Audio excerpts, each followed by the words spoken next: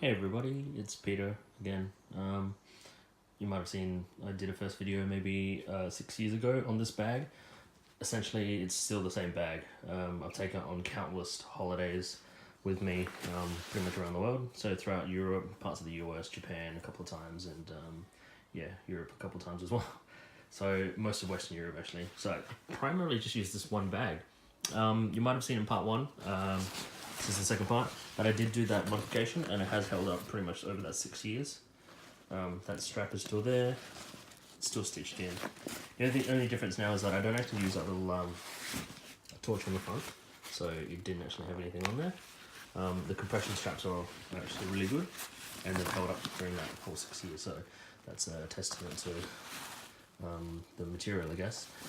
The differences throughout, well, actually what I've learnt to do now, another modification is these drainage holes on the back and also on the bottom of the bag. I've just put some duct tape over it. I don't generally carry anything that's water like in my bag, so I don't really need them. This is more just to keep the dirt and dust out, just, lugging it from airports or wherever else on the outside. You just want to keep all that, foreign matter out of it. So yeah, I've pretty much used this exclusively for the last 6 years. Every time I travel somewhere, this is my number one and only bag that I go to. I have washed it in a washing machine. That totally works fine. I put it in a pillowcase and then just to keep all the straps from hitting the actual washing machine, and a front loader, so that's totally fine, it cleans it up.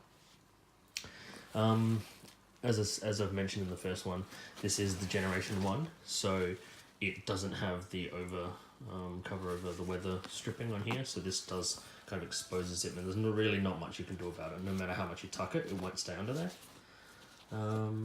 What else? What I have actually found really useful is actually the back section back here.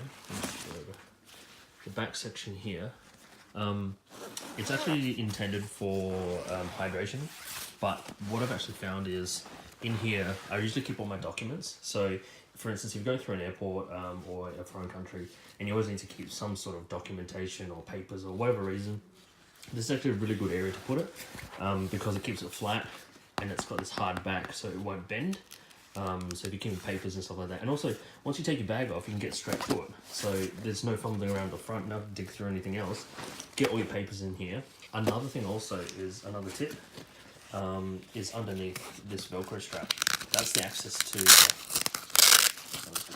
This access is to the plastic foam back. I actually like to keep some spare cash or spare documents in there, so that's much harder to get through. It's like 2 layers deep, but when you need it you can get to it, but it's just hard if someone's rummaging through your bag. You're not likely to look in here, and also it's like right behind you, so assuming if someone's going to come up behind you, try to steal something, pickpocket you. Yeah, so essentially this is probably a good update. I guess 6 years is a pretty good time. I mean, if and when this one does die, I'll probably buy the newer version of this, but honestly, it's held up like really well. You can see I put it on multiple floors and it hasn't really worn away. I really do like 511. These packs have worked out really well. So yeah, if you'd like to subscribe or leave a comment or like, that'd be appreciated. Thanks.